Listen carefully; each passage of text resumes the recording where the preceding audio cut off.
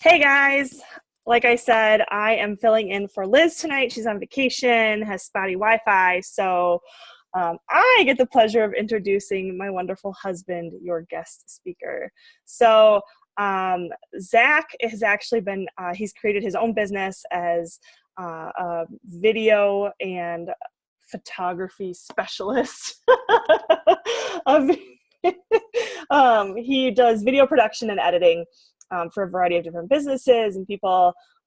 He's actually worked with Liz on a few projects and that sort of thing. So he has a lot of really good knowledge when it comes to lighting and making your videos and your pictures look good. Because let's face it, they can look like crap, right? I mean, I'm sure you guys have seen your fair share on social media where you're like, oh my gosh, that's super blurry, or oh my goodness, why does it look like that? Or maybe you've even taken your own. I do that all the time. I'm like, why does this picture look like garbage? And I usually take it to Zach because he knows and I don't listen when he talks to me. So he's going to impart some awesome wisdom on you guys. He's very nervous, so take it easy on him. This is his first team call where he's actually speaking. So yeah, without further ado, Zach. Yeah, I will.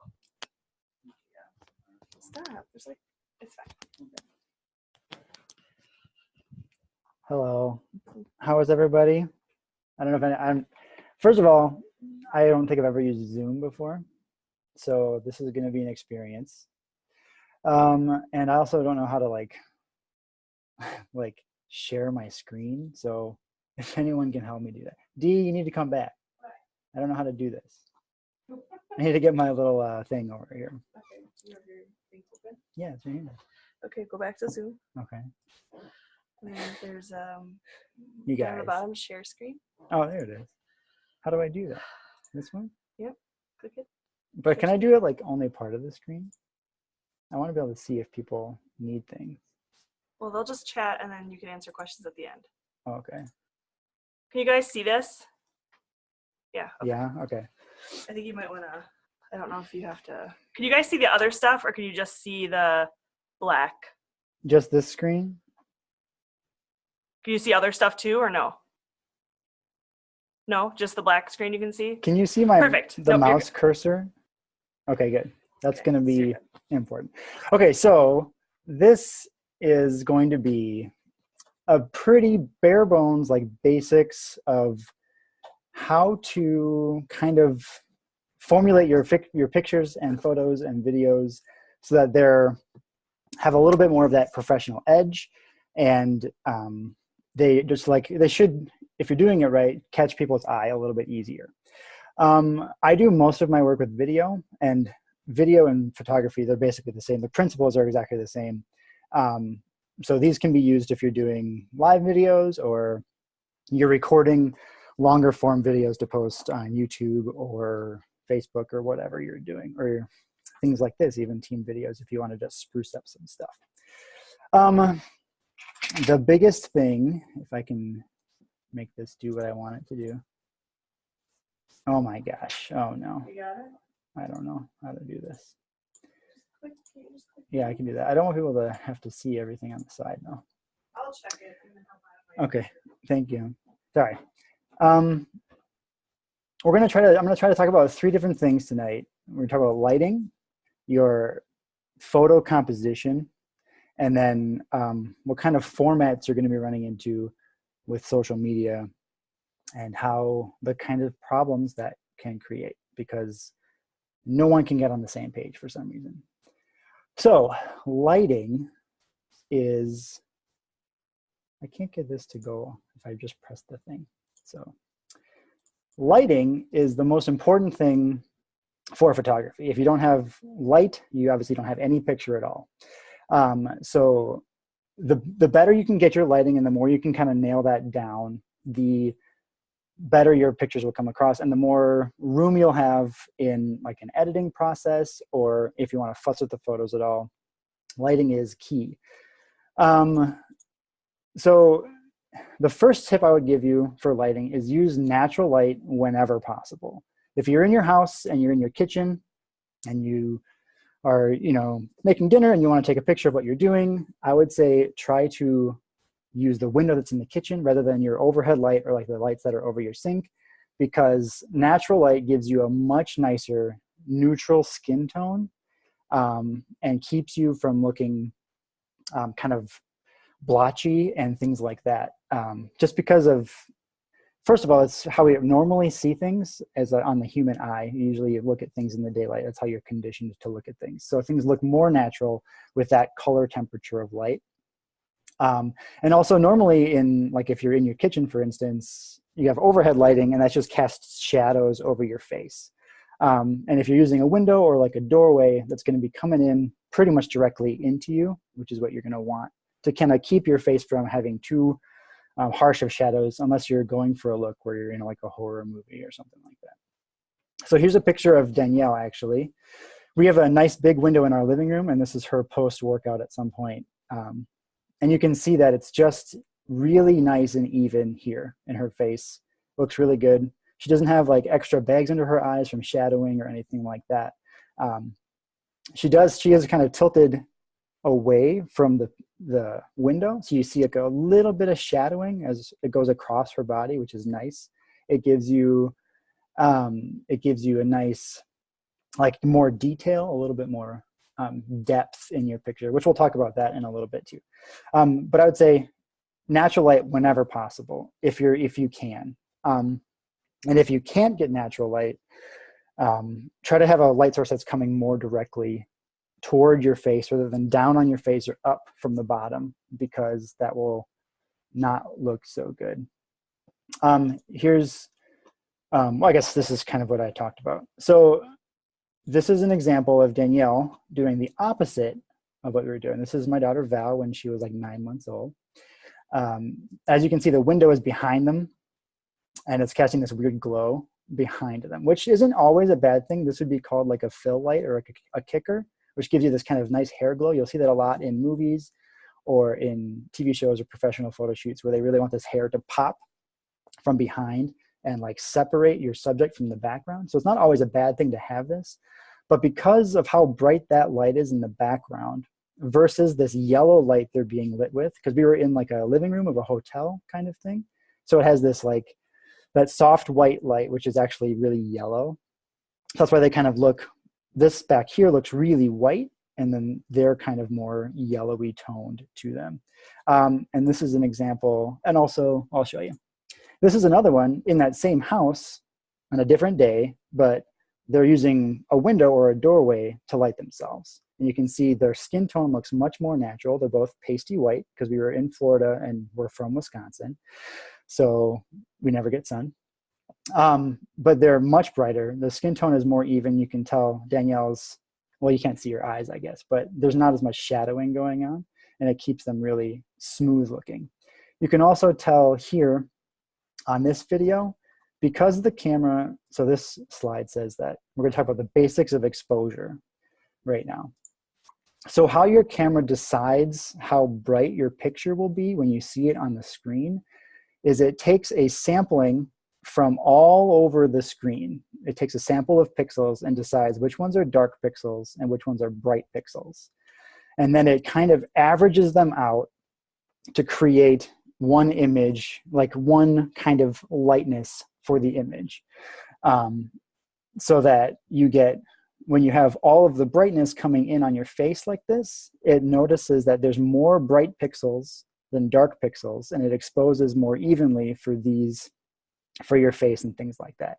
In this situation, it thinks that there's more dark pixels than light pixels, so the whole image becomes darker. Also, you'll notice because it thinks that it's darker, the camera adds artificial light to the sensor. And this picture is a bit more grainy, if you can see that. I don't know if it's, maybe this will be easier to see, that this picture is a lot more fuzzy kind of looking. Their skin tone is kind of just not super crisp and sharp, whereas in this picture, their lines are much more crisp because the camera isn't adding artificial light in its like processing and the way it's thinking about how many pixels are light and how many pixels are dark. That's a kind of a weird way to talk about exposure without going into like how it's all put together, but that's basically it. It samples the entire image and decides it's mostly light pixels. We're going to give it this kind of look, and that's kind of how it goes forward. Yeah, So that's what I would say. Natural light, if possible, gives you nice even skin tones, makes you look good, and it really can, you know, make your image pop more like that. What's next? So this is kind of going back with this picture we have. Try not to have a big light source right behind you, because what it's going to do is it's going to kind of give you this glow. It'll wash you out. And it will make your camera have a harder time exposing the image properly. Also, I guess another part of the basics of exposure, what your camera wants to do is it wants to find what is true white and what is true black. So that means that as it gets brighter and brighter, say maybe this point right here, actually maybe I'll use this picture. I took this example picture of exposures. This is, we're using that, you know how you can use your phone? If you grab your phone and you like tap it while you're trying to take a picture, it shows you like a little yellow square and it kind of changes what's bright and what's not bright. That's changing, it's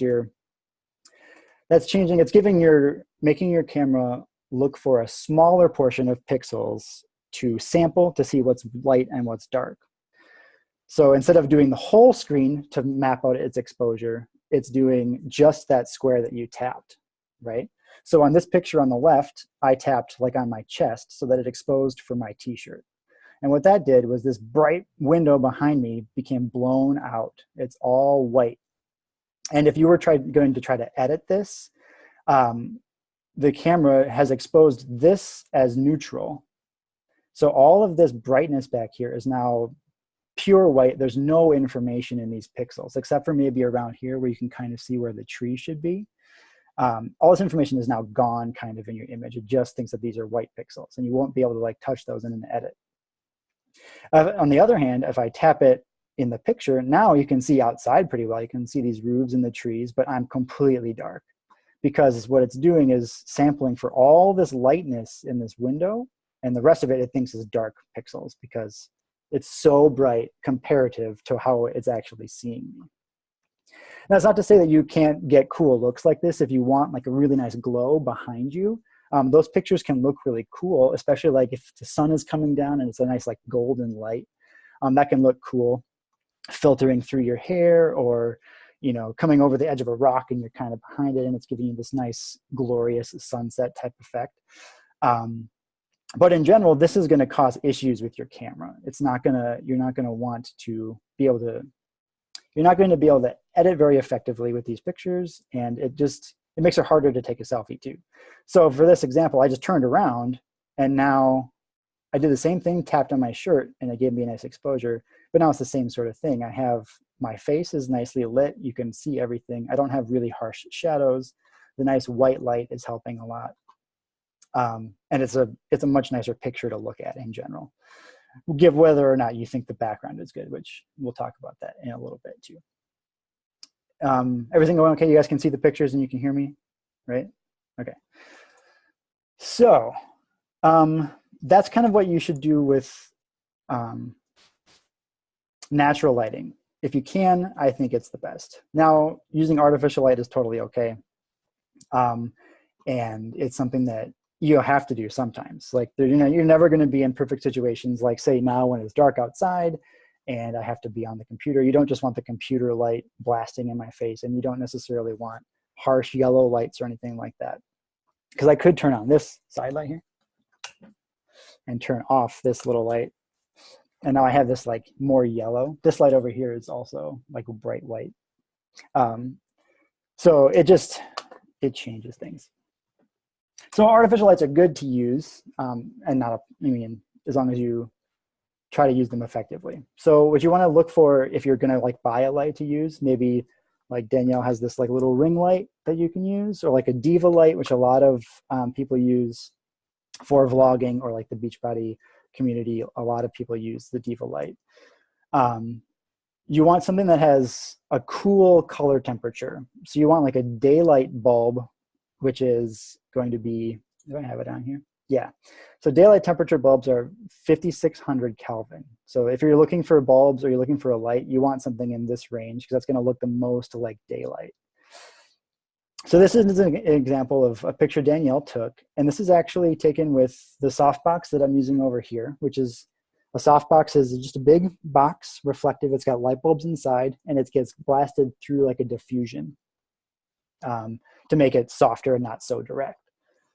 So this is actually taken in a dark room is the only light source. So it is a little contrasty, but you can see that it's better than using a straight yellow light or something coming from above. So you're using a softbox that is basically probably 3 feet away from her to her right in the picture and at eye level. So it's coming in and it's hitting all of her in a nice even kind of spray of light. And Danielle likes her pictures a little more contrasty and saturated, which this is an edited picture, you can tell. Well, maybe you can't tell, but it's pretty, like the darks are really dark and the lights are really light. You can see like in her eyes and things, it's really popping. And maybe she doesn't even know that she likes pictures like that, but that's how she likes her pictures. So using artificial light, you want to kind of do the same things you would with which you would with using natural light. Try to keep the light coming at you rather than coming down on you or up against you, unless you're going for a look like that. And it can work just as well as doing things like using a window or something like that. And it might be more practical for like maybe you in your workout space, or you are in your kitchen and you just need a little bit of extra something to, like you're over by your stove and there's no window over there. Maybe you just need a little pop of color that you can, or pop of light that you can put. Like this is a little ring light that just clips onto your phone. And then you can just use that as a little bit of extra light to go on you. Artificial light can give you more options, really. Like you can see, this is pretty harsh what's happening with this light over here, but I'm getting this kind of reflective part on my face, what's hitting me with white, and my shoulder. Ideally, I would actually move that light a little bit behind me, and you would get a nice white line kind of along my shoulders. And if you can add that sort of something, it's usually called a kicker light, where it just kind of accents what you're doing. So if you were to Google kicker light or fill light, you would get a lot of examples of that. Usually it's not as powerful as your main light source, but it's something that helps define you against the background. So right now I'm wearing a dark shirt and this is a light background, and you don't necessarily need one because you can see the outline of my shoulders. But let's say I was wearing a white shirt and a white background. If you cast a light on it, it would give like a reflection and a little bit of extra something to help define you against it. And that's something that you can, that's maybe a little bit more advanced that you could work toward, other than just lighting your face, so you can get some more depth in your pictures and things like that. Let's see. So yeah, artificial light, use it the same way. You want larger light sources or ones that blow out pretty good. One thing I didn't talk about, what was on the first slide, is diffusion. So like this picture here is with that we have a big window in our living room and it looks really good. But this is also, we have like those kind of white filmy curtains, you know, that are in front of the window. And that's diffusing the light even more. So if we didn't have those, she might have harsher shadows across her nose and along her shoulder and her collarbone here. But because we have those filmy curtains, it's casting even more soft light over it. And you can diffuse any kind of light source. Even this little guy here, if I wanted to, here, I don't know, maybe you won't be able to see this. This little ring light over the camera, right? Oh, it's gonna block the camera. If I have a tissue here, which is pretty heavily diffused, but if I just do this, like you can tell just a difference. So if you needed it to be even softer of a light, you can use a bright white blanket, or like a sheet, or something like that. Or even like wax paper works well as a diffusion screen, to kind of soften light if you think that it's too harsh or something like that. And that's something that is easy to do as long as you're thinking about it. And if you're in your house, you can usually find something. But diffusion will help soften things if you do feel like it's too harsh. Like maybe in this picture, you thought you wanted a softer look, so you could actually throw an extra layer of diffusion over the light to really soften all of that light that's hitting her, because it's pretty strong, really. Okay, that's what I had for the lighting aspect. You want to try good, large, natural light sources. Don't sit in front of a light source if you can help it, unless you can, like you could, in this picture, I'm in front of this big window. If I sort of matched the intensity of the light coming from behind me with a light coming at me, you could stand in front of a window. As long as you get more exposure on my face for the camera to realize what's light pixels and what's dark pixels. So you can kind of counteract something like that. But in general, I would say try not to stand directly in front of big light sources. And you can't go wrong with that. Another thing I was gonna show you, which is really handy when taking, like if you're trying to get the right selfie, you just keep taking the picture and you can't get it to go correctly. That tap the screen thing, where it gives you, I don't know if you will, well, maybe you just pull out your own phone. And I only really know iPhones. Sorry, anyone who's an Android user. But if you tap and you get that exposure, and then all of a sudden, if you move, like, let's say you're trying to take a selfie and you try to click it and it doesn't work, and you go down to look at it, and then you bring it back up, and now the camera's focusing on what it's trying to do again, trying to figure out what the proper exposure is.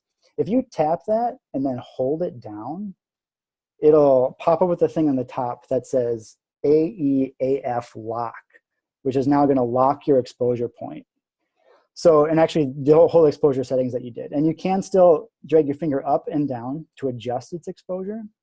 But now if you're trying to do it and like you move your camera a little bit, it's not going to adjust all your exposure every time you make a little twitch with your camera. It's a real handy trick that's super easy to use. And then just when you're done doing that or you want to reset it, you just tap off, and then you can tap and hold again to get the auto exposure and auto focus lock. So it's also going to lock at that distance. So lock the focus at that distance. So like if you're going to try to show someone something far away, it won't focus again. But if you're taking selfies, that's a good thing to use. But like if you're going to walk around your house and you have windows that'll go behind you, it'll keep exposure on your face instead of what's behind you, which is nice. Okay. Let me know if you have questions about that or something, or if I got anything wrong.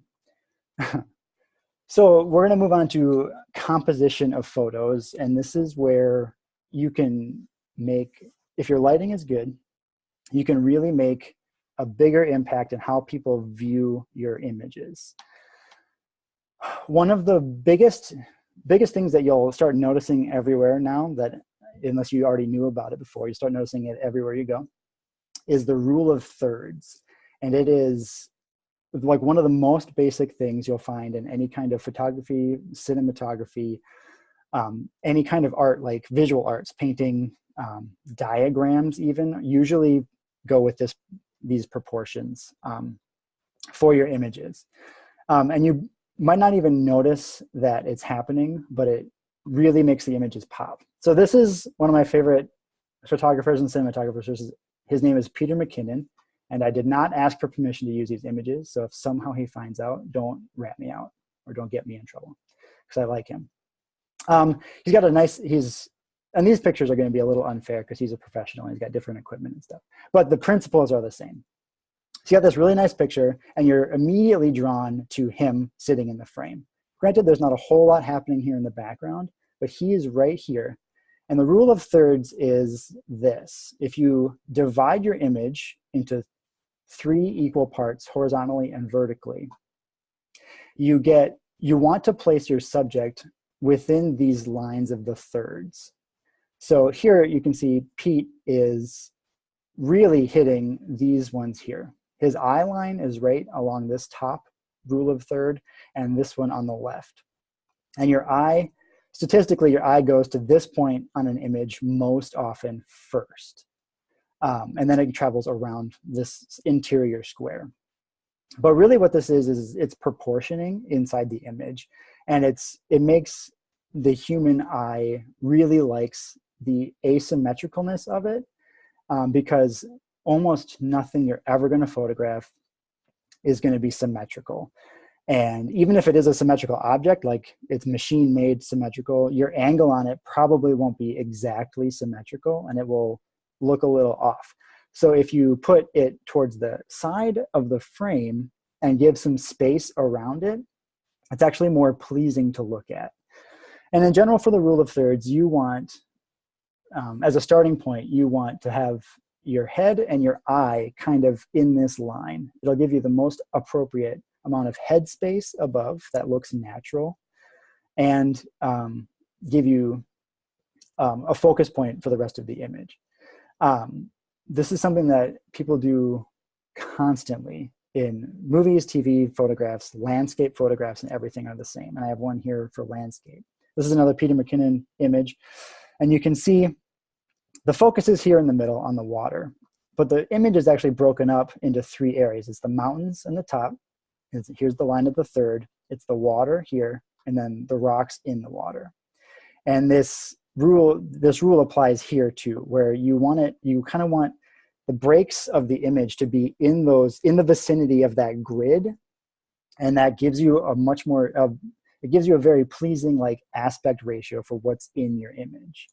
And this is something that, as we go through the rest of the images, and even this one here, you can see Danielle she's centered in the frame, but her eyes are along the top third here.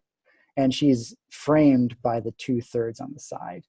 And she's not completely symmetrical because she's got her hair tilting this way. So this frame is a little weighted to this side with image, with things going on. So hers is like that too, where it hits this third line. And then subconsciously you think, oh, that looks really good. Same thing here, same thing with landscapes.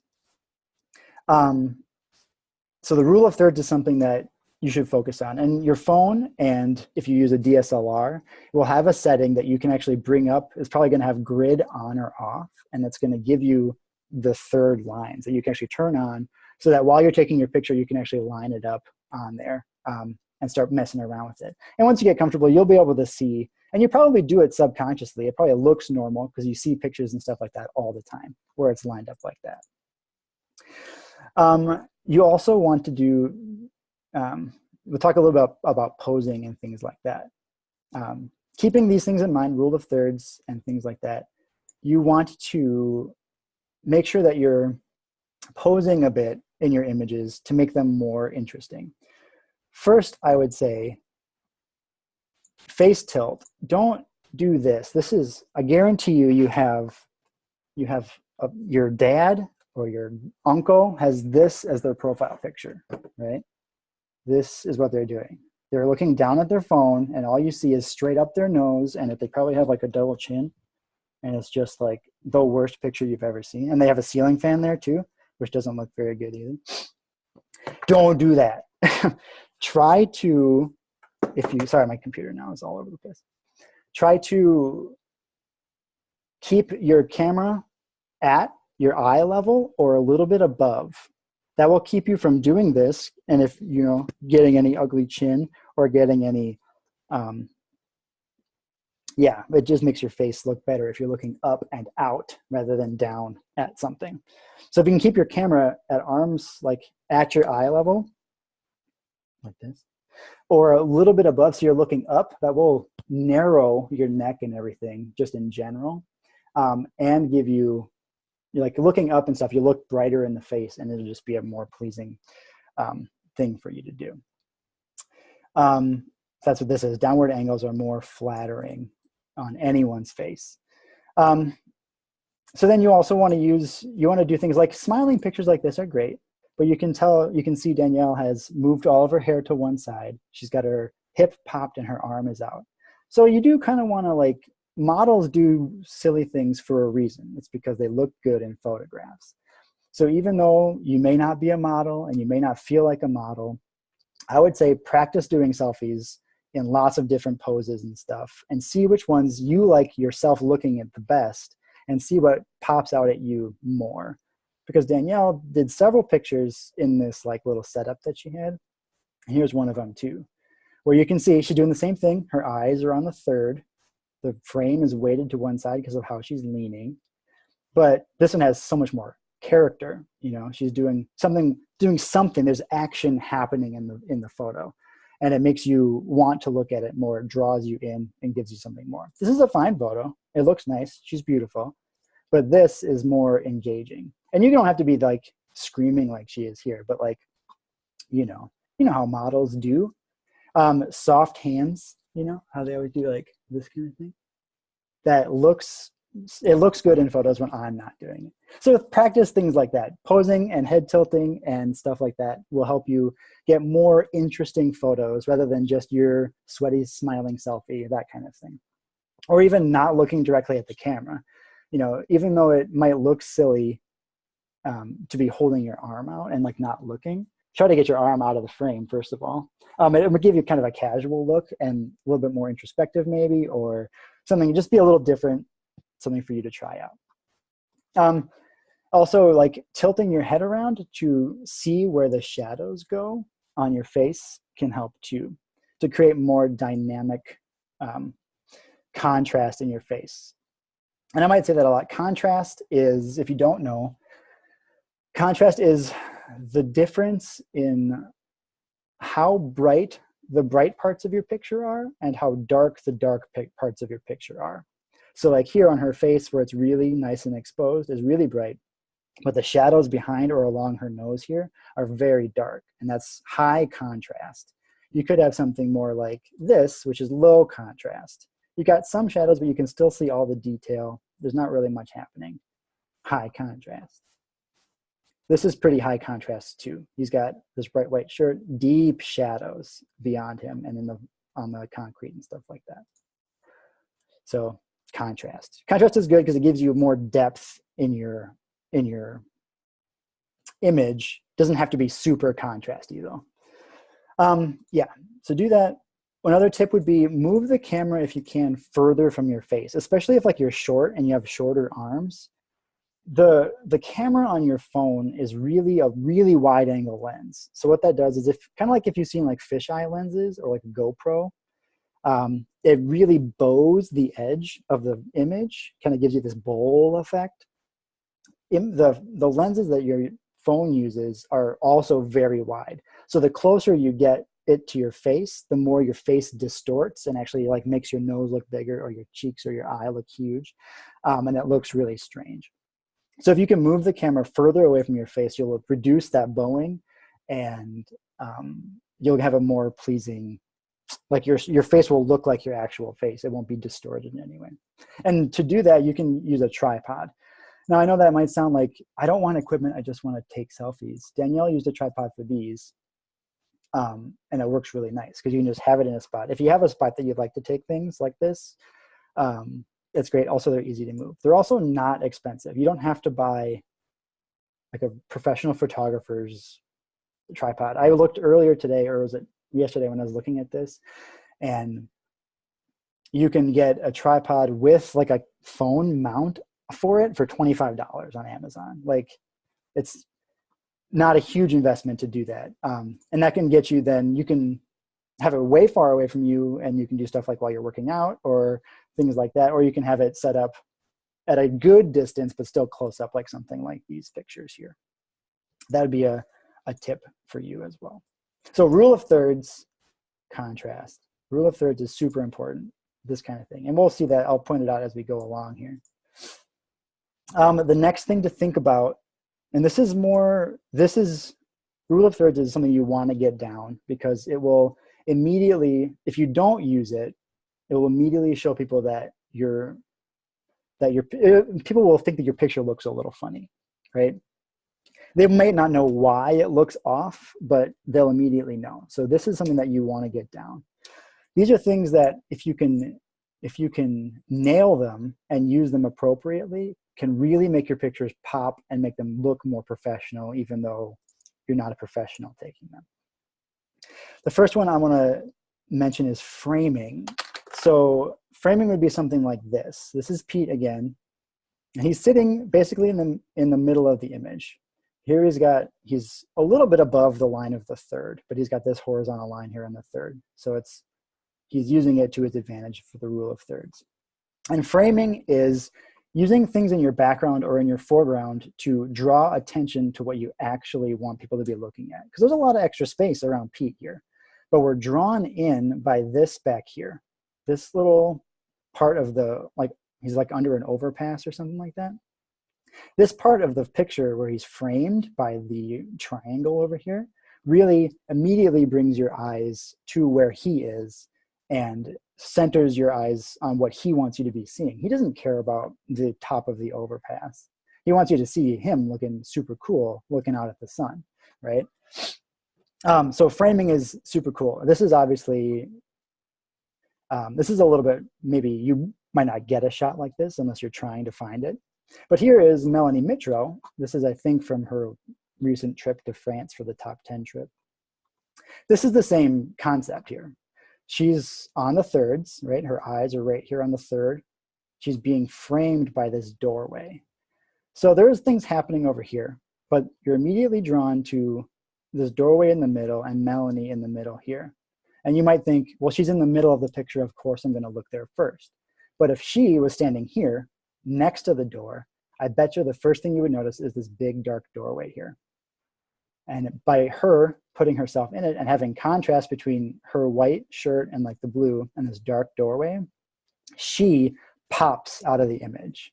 It's not the foliage on the outside. It's not the cool kind of rustic walls. It's her that comes out and looks really good. And she's also doing this kind of casual, I'm not taking a picture, someone's taking a picture for me sort of thing. So she's being framed here by the doorway, which is, if you can make it happen, this is not something that you have to, every picture has to be framing something. It's just something that if you notice it and you can do it, it'll help your picture come out a little better. The other thing would be leading lines. So this is something that you might have learned if you took any kind of like art history, something, when people back in the days finally started to figure out how to do perspective, they talk about leading lines and it draws perspective for things. So here's another picture of Pete. And so it's kind of the same. He's in the thirds, his eyes are right here on this third line. He's being framed by the bushes on each side. So framing doesn't have to be literally a frame, but this darkness and green on the sides kind of narrows the field of focus. Like, this isn't as interesting as what's happening in between. Plus, he's right down the center of the road, and the road is drawing these lines, these leading lines back behind Pete, and it's immediately, all it does is bring your eyes to him. And it's right here on the third where you want to look anyway, because it's the most natural looking.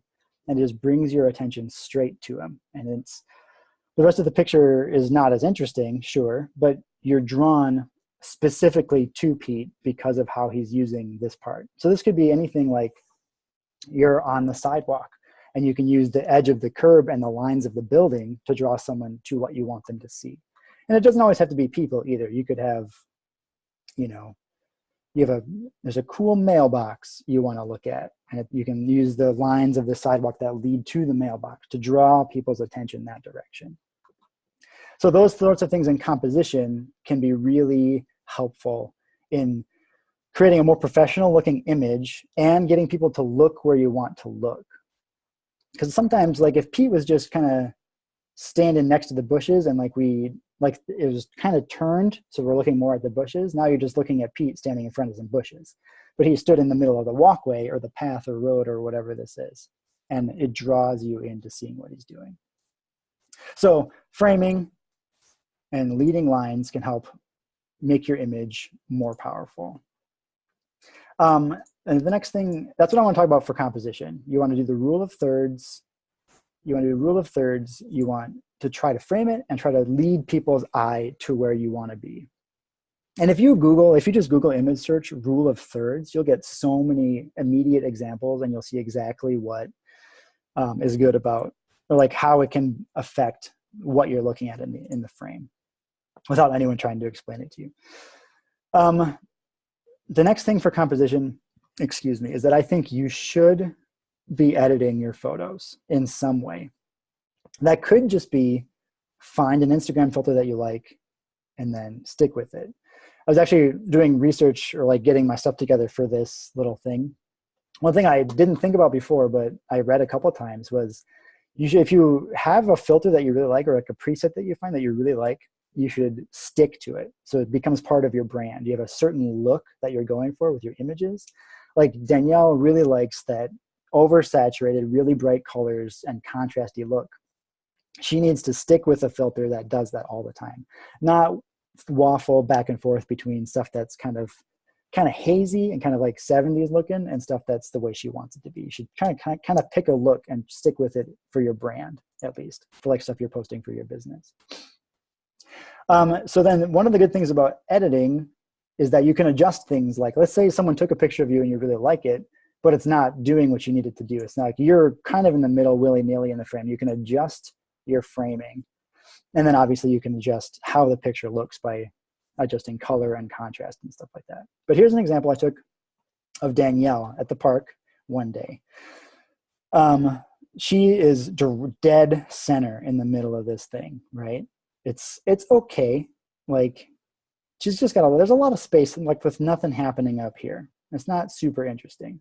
So what I did when I edited it was I cropped her down so that she was right here on this third and the third. Her eyes are here. And now she fills most of the frame. Her eyes are where I want to be looking naturally anyway.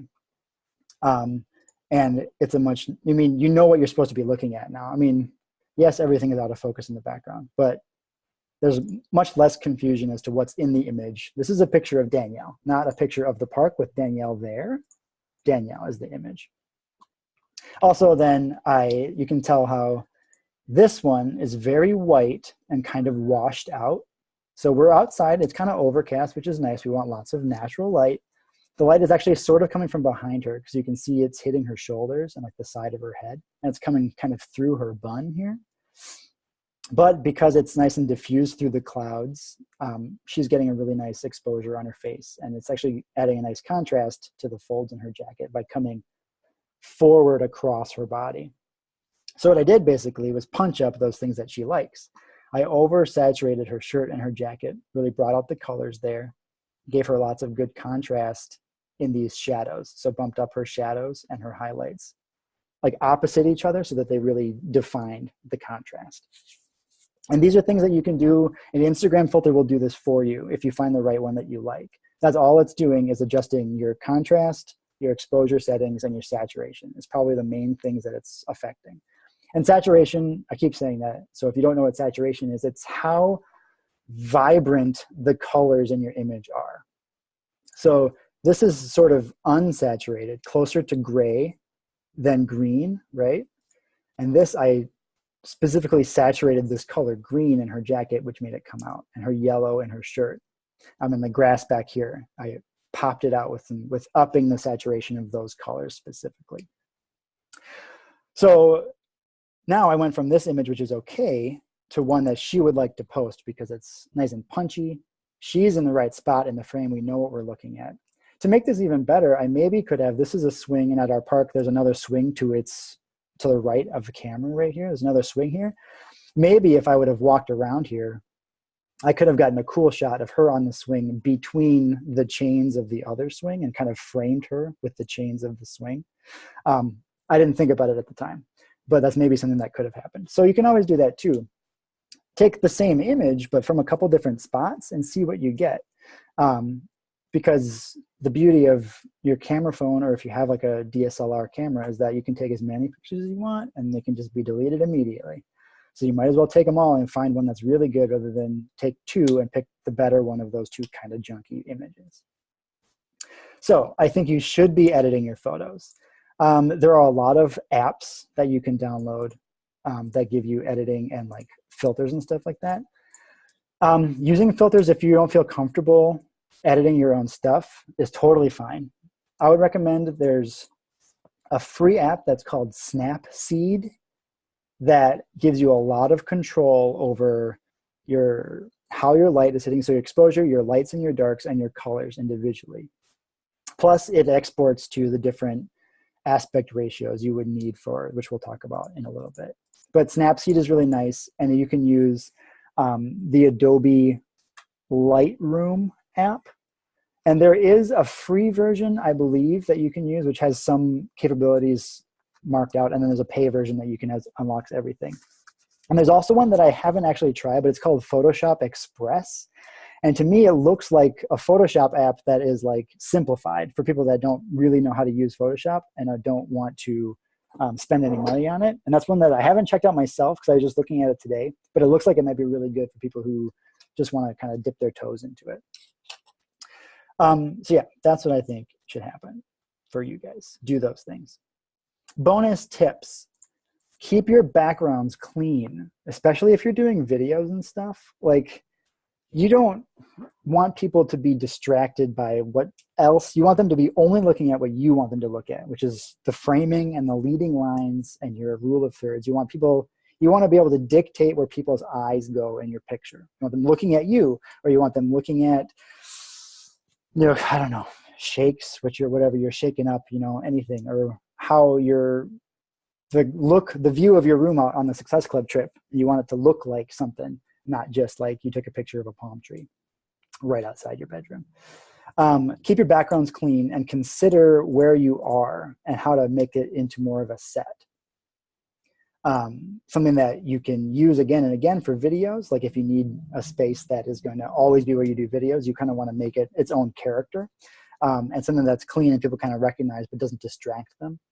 And I was looking at a video today about some stuff, and I ran across this guy, just watched his video, but I stopped it and I noticed, one, his background is nice and clean. You can tell he's in his house, and that's okay because he's like a vlogger and he wants you to be like in his life and everything like that. But his computer station is very organized. He's got watches here. They're all lined up. All of his keyboard, his trackpad, his mouse are all in one line. Everything looks really good. Even this is like a leading line that leads you back to where he's sitting over here.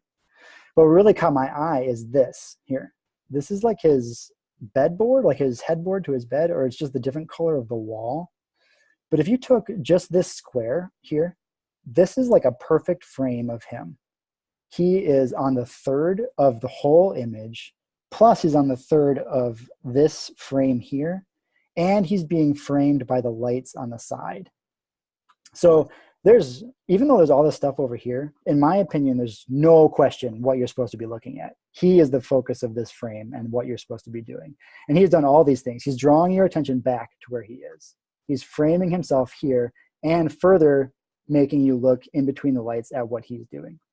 Also, you'll notice he's using two different colored temperatures of bulbs. He's using these yellow lights in the back, which it just gives you something else to make him come out of the picture, because over here, I'm guessing he's got a softbox or like an LED light panel, because I'm guessing there's no window here because there's no, like, I don't know. I just feel like it's artificial light that he's pumping in. It looks pretty dark in the rest of his apartment.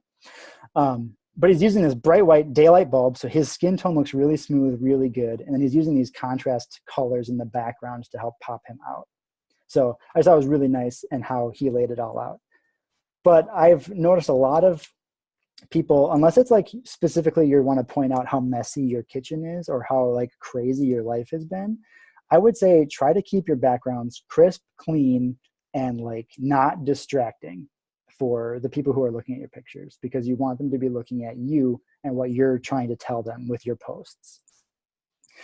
So another thing I wanted to show you these, as far as framing goes, these are pretty artsy looking pictures, but I don't know if any of you have heard of the Hobby Lobby challenge that went around for photographers. So they had this Hobby Lobby challenge where they wanted to take kind of artsy photos. And this one is good for framing because you can see these petals or these flowers are actually in front of her, closer to the camera. But they're still doing the same thing where they're framing her face, making sure that you're looking directly where she is. There's this Hobby Lobby challenge, which is really funny, that people wanted to take arty photos, but they did it inside a Hobby Lobby with all the stuff that they had, with all the fake flowers and stuff. So this is them taking this picture. This guy's just holding flowers in front of her face. And this is something that you can do in your own pictures. Like if you're taking a picture of like a scenery, like you're on the Success Club trip and you want to take a picture of the beach and the palm trees, get behind some of the tall grass that's at the edge of the beach and have that really soft out of focus right in front of the camera. It immediately gives your picture more depth. Because see here, you can see in front of her, we have this out of focus. Then there's her, and then we know this, so there's even more behind her. And it gives you this 3D effect that draws you through the picture. And it's very pleasing to look at. And you might not notice it all the time, but now that I've pointed it out, you'll notice a lot of people do this in front of people framing. And it's really, really nice idea. And it's not that hard to do, really. Here's another one from the Hobby Lobby challenge where she's cuddling with a flower, but I like that her friend is just like super bored holding these big fake sunflowers. But this is something you can do too, is be aware of your background. So if you're considering your background and what your set might be for what you're doing, anything that your camera is not seeing, no one else is going to see either. On every film set, if this is the actor and she's saying lines, the microphone is right here, as close to her mouth as she can get it. And you don't ever notice because it's out of frame. So just remember that wherever you are, you could be in the middle of Walmart or Hobby Lobby, and you can find really good opportunities for pictures just by knowing what you're seeing through the camera and cropping it out properly. So I'll always be on the lookout for good backgrounds or good backdrops, and then snap a couple of pictures and see what happens. This is one which is not a particularly good picture, but I did something similar. This is my dog, Daphne. This is just her laying in the sun at the same window that I did before. It's pretty bright because the sun was streaming in right away. Like I just maybe should have diffused it or something like that. But you see, she's on the third, her eyes are on the third here. And this pink jewelry thing is actually just this pair of scissors that I used. It's all bedazzled. And I held it with my phone, against my phone, with just barely hitting the edge of the lens. And it gave me this little pop of color that's totally diffused. You don't know what it is. It's almost like you're looking from behind something to look at her. This picture isn't necessarily a great picture, but it's an example of like, if you're outside and you're taking a picture of something and you just have like a couple of leaves, you could put the leaves over your lens. You could frame whatever you're looking at through these out of focus leaves, and it would give you that depth that you wouldn't normally get if you just stood there and snapped a picture of something. So doing that, or using anything that you can find that could get out of focus and look kind of cool. I would play around with that. And one trick to getting this more fuzzy and out of focus like that would be actually zoom in, like pinch zoom in a little bit, because then it'll make it easier for your camera to ignore that and put it out of focus, or then try to keep everything in focus. So zoom in to enhance your depth of field, which your depth of field is, if you don't know what that is, it's the area where your camera focuses. So, and it's usually measured in meters. So like your phone probably has like a really wide depth of field until you zoom in. So everything within like a 6 meter or 3 meter space is all going to be in focus. But if you zoom out your lens, now that drops. So the longer your lens is, the further away you're looking, the shorter that depth of field is. So the scissors being so close and the wall being so far, and I've zoomed in, creates a more like, now I've only got like a foot worth of things that are in focus, which is just where Daphne is, which is all I want to see. That's a little something to play with too, is try to keep your depth of field really shallow, is what they'll say. Shallow depth of field gives you this nice, soft, out of focus stuff. And that's what you see with all this. This is out of focus in the background. He's got a good depth of field. With the one with Danielle, she's the only thing that's actually in focus. The rest of this is all out of focus, got a shallow depth of field on that. So yeah. So keep your backgrounds clean, consider where you are, look for your backgrounds. If you're in a cool place, take a bunch of pictures, like go to different, do different angles from the same place and take a bunch of pictures and save them for later. There's no reason that you have to take one picture and then post it and then be done with that location. Take a bunch, save them for later. Maybe you'll pick out better ones, or you can make a pic collage of you doing cool things in the same place, and it would be another way to post about what you're doing. And it can be really cool.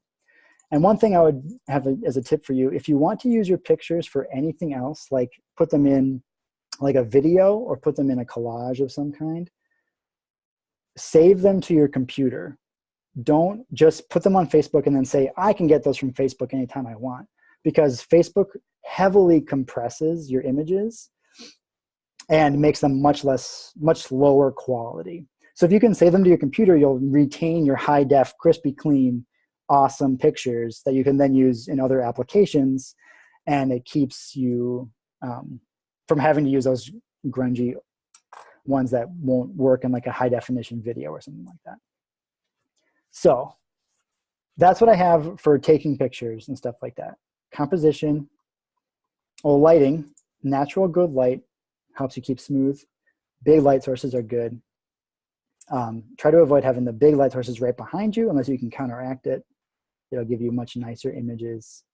Your autofocus, like that tap the thing, is really handy if you lock it.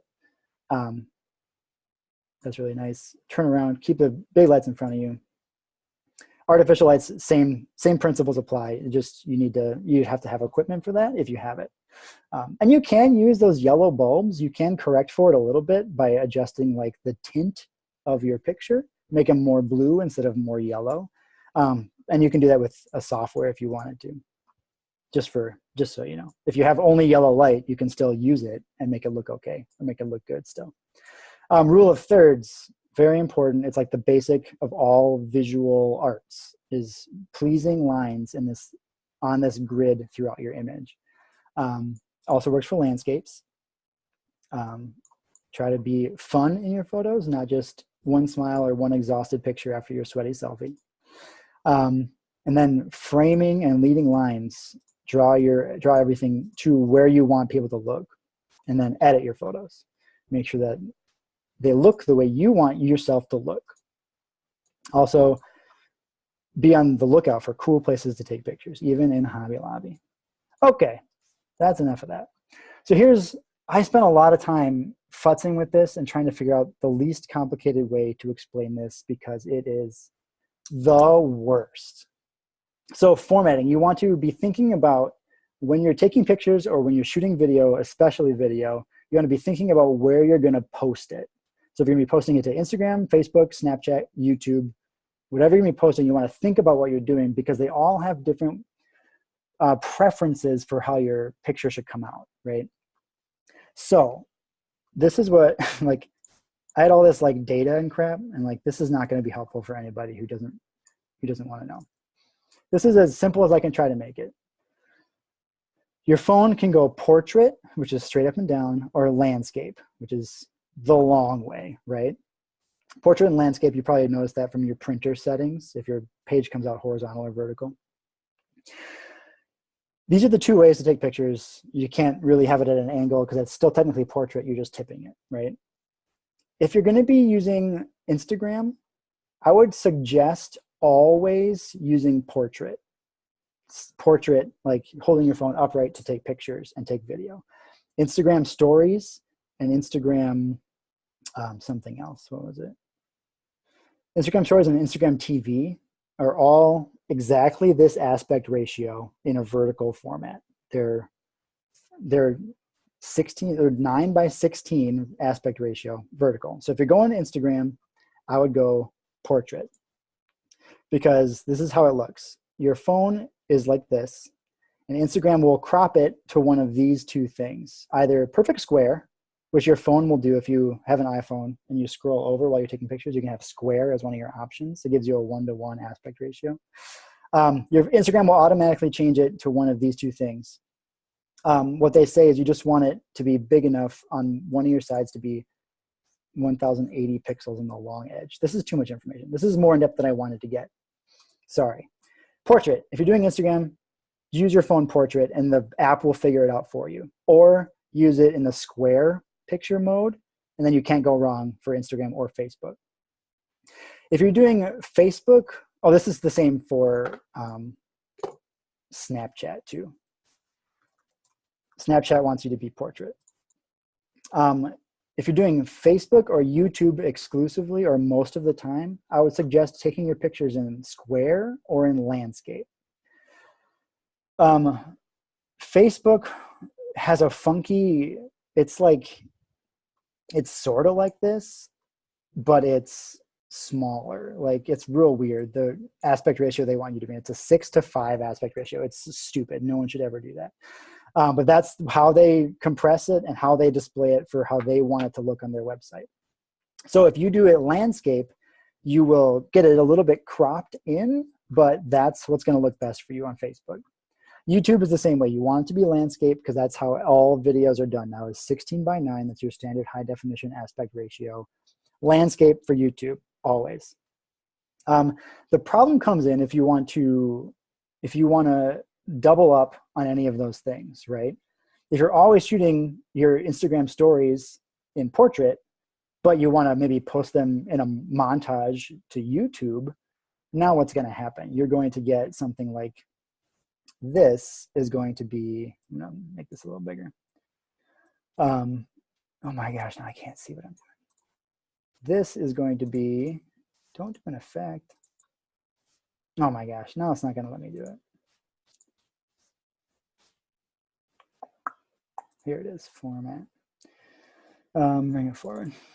This, now, if this is your Instagram stories and you want to put it on YouTube, it's going to make your video look like this. Now your video is this big with all this black space. And I'm sure you've seen that. People will post their videos like that. Now people have to either squint or try to zoom in on your video, and it's just not any good. So this is where you can run into problems with how you're doing it. Same thing kind of goes for the other way around. If you're adding a Facebook picture to your Instagram account, unless it's square, you're going to get something where it's sort of similar, where you get it, and now you've got a weird crop factor, and your image is going to look something more, like that. It's just not going to be as nice to look at on Instagram. So one thing that you can do is either do it twice, right? Do 2 takes of your video, or do 2 pictures, one this way, one that way, which is crazy to do. Or use, if you're taking portrait, account for this while you're taking your picture. So instead of doing your thirds here, like on the third where it would be, and here, shrink it down to where it would be for Facebook too. So make your thirds more in the center. Shrink where your grid is, and then use that portion of your image so that when you have to crop it out for Facebook or crop it down for something else, your proportions are still correct. Because your phone takes really high quality photos. So like I said before, Instagram wants you to be 1,000 pixels on the long edge. Your phone shoots in 3,000 by 4,000 pixels. So you've got a lot of information to work with when you're cropping things down. So if you take a picture and you need to like expand it for Facebook, it should still be okay as long as you're using your raw images from your phone. And you've accounted for this cropping where you want the picture to be. And once you try it a few times, you'll kind of see what it's like. You probably have noticed even on Instagram, if you post a picture from your camera roll on your phone, you have like a little bit of wiggle room where you can like drag it up and down. And that's because your phone shoots in 3x4 and your portrait is what it wants you to do is 4x5. So there's this little extra space here that you can wiggle around in. So if you account for that while you're shooting your picture, you can still keep a good looking image for that. This is so, the fact that they have all these different things, like Facebook, your sharing ones, your posts, your cover photos, everything is a different aspect ratio, and it's insanity. That's something that if you wanted to be doing that, you'd need to look up specifically what you wanted to do and adjust, like take pictures specifically for that, or adjust your photos for it specifically to that. That's as simple as I can try to make it. If you're doing Instagram or Snapchat, portrait. If you're doing Facebook and YouTube, landscape. If you're going to cross post, account for that in how you take your picture, with how you're framing it and how you're cropping it. And if you use an app like Adobe Lightroom or Snapseed, it will give you cropping options where you can see it. So you can have your whole picture that you have, and you can save one that's cropped specifically for Instagram in your 4x5. And then you can save a different one from the same image that's for Facebook. And you can crop them differently so you can adjust it how you need to, which is why editing can really help. So you're not letting Facebook do the cropping for you and making it look weird and keeping your resolution down. You're doing it yourself, and you're taking control of your pictures. Well, the only other thing I wanted to say is for doing videos, okay? Videos specifically. And one of the problems is, like, if you're doing Instagram TV, I did a video for Liz for Instagram TV when she was at Summit. You might have seen it on Instagram TV. But Instagram TV is like this portrait, right? But all you want videos mostly want to be in landscape. That's how cameras want to be. If you used a DSLR, it would all be in landscape. But Instagram stories has to be cool and new, and they want it to be in portrait. So you have a problem, because portrait is like a normal high definition is this red square. It's 1080 pixels by 1920 pixels. So if you tip this over, this is what you get for Instagram stories, right? It's the other way around. And if you try to put that on a landscape one, that's what we saw before, where this is the wrong size, right? Doing that. One thing you could try is doing, taking your, because all of your phones, I'm sure, as long as you have a newer phone, smartphone, will shoot in 4K. If you're planning specifically on shooting video that you want to use for YouTube and Instagram TV or Instagram stories, consider shooting your videos in 4K. Because if this is your normal HD, and this is what Instagram stories will post in, even if you crop it down and everything, you have all this space to work with. So you can take your 4K video and then basically choose what part of that frame you want to put on Instagram stories. Now, this is something that might be like, it might be tricky to do if you're not used to doing it, but someone like me would be able to quickly do it for you, or teach you how to do it. If you watched a video on it, it's not as complicated as I'm sure it's sounding when it comes out of my mouth. But you have all this space to work with if you shoot in 4K, just because there's 3 times the resolution, basically. Something to consider if that's what you're planning on doing. That's all I wanted to say about that. If that made sense, lucky me. A couple things just for video specifically. Clean audio will help you get better results, better like traction and feedback from your videos. If you can get good clean audio by either using a microphone, because they have little lapel mics or something that plug in just to your headphone jack or something, you can use those. Or you can make sure you're in a quiet space. You don't have like extra fans running. You don't have, you know, a water drip that people can hear, anything like that. If you can get, the cleaner your audio, the better your video experience will be. And the other thing to consider too is when you're doing video, your camera needs more light to expose properly. So the reason that is when your camera is exposing, it's using 3 factors of the image to expose. When you do video, one of those, your shutter speed has to get locked off at a certain shutter speed no matter what you do. So your camera has to use the other 2 in a more drastic way in order to compensate for that. So the more light you can give it, the less it has to push everything out of whack, and it can just use it. It can expose more evenly better. And you'll notice that if you start to do videos and stuff, that if you switch from photo to video, all of a sudden it's way darker, and that's the reason why. The other thing that I didn't have on here is your, if you can, I know it would be weird, or have people take pictures of you, your outward facing camera on your phone is almost twice as good as the inward facing camera on your phone. It has, usually for the iPhones, it's 12 megapixels facing out and 7 megapixels facing in, which gives you a higher resolution. Plus it gives you, usually this one has a lower aperture, which means it can let in more light and give you a better exposure and better depth of field. So if you can use this, like if you have it on a tripod and you can like set it in your tripod and know where it's looking, so you can kind of jump in and use the outward facing camera, you'll have crisper images and more data to work with while you're editing. So if you really want to punch up your contrast or your saturation, this will give you more pixels with which to edit, if that makes sense.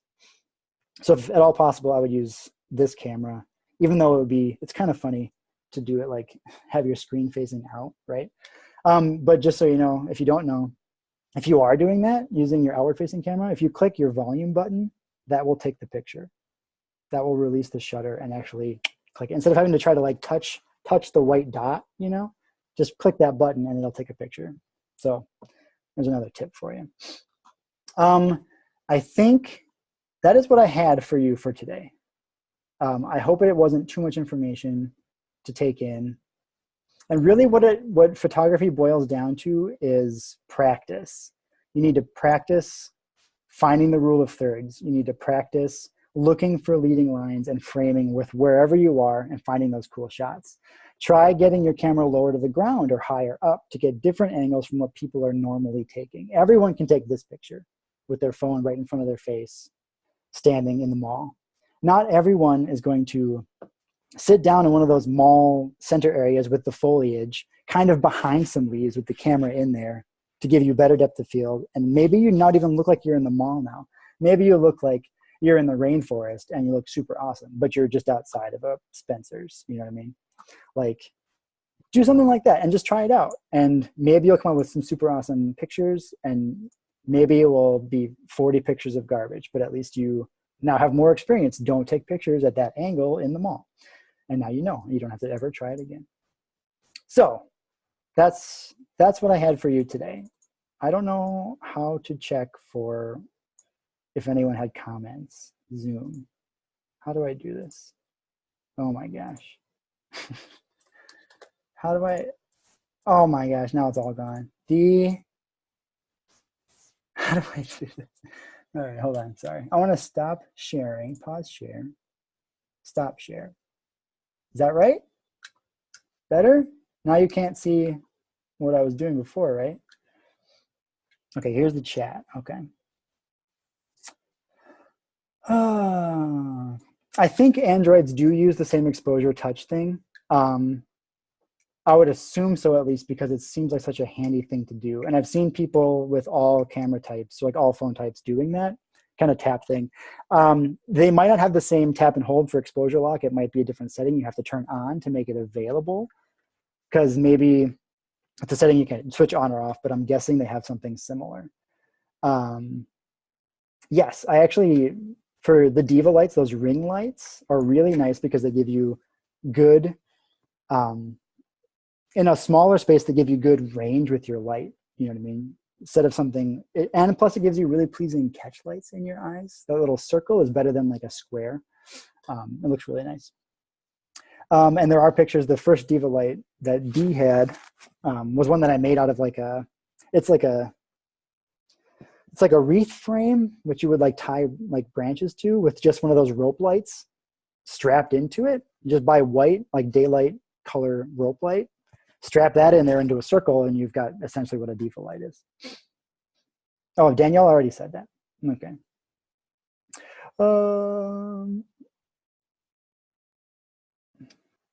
Okay.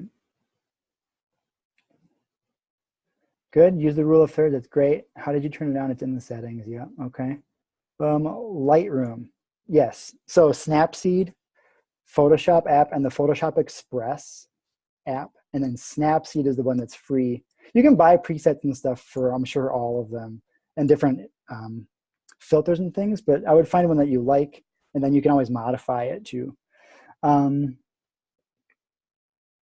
Yeah. Adjusting light bulbs makes a lot of difference. I am slowly updating all my rooms. So Isabel, are you updating all of the light bulbs to be like a brighter light? Is that what's happening?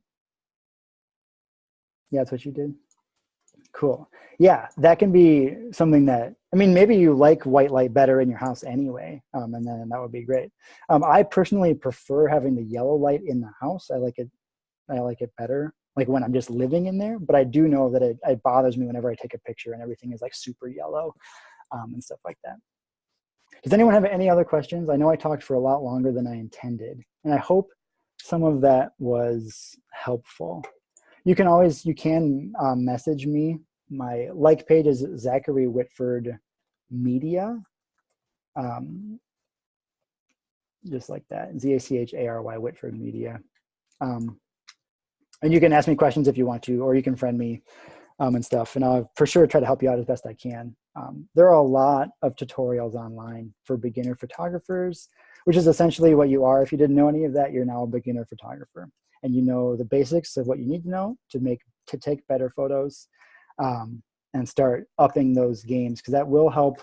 If you can get catchy looking, engaging photos, it will help your business. People will look at your stuff more. They will want to talk to you more, just because they have lizard brains, and that's what their brain tells them is more pleasing, right? that rule of thirds, man. For some reason, everyone, you'll notice it everywhere now. Every time you see like a conversation on TV, one person will be over here and their eyes will be exactly in the middle, and one person will be over here and their eyes will be exactly in the middle on opposite sides, and they just go back and forth, and that's what you'll see forever. Okay, that's what I have. You're very welcome. I hope that, good, I'm glad it was helpful. That's what I have for you. Now I'm going to drink lots of water. Okay. Thanks. Do I have to end the meeting now? Is it my job to do that? Do I have to turn it off? Okay, well, bye. Thank you. I'll see you guys somewhere else. Bye.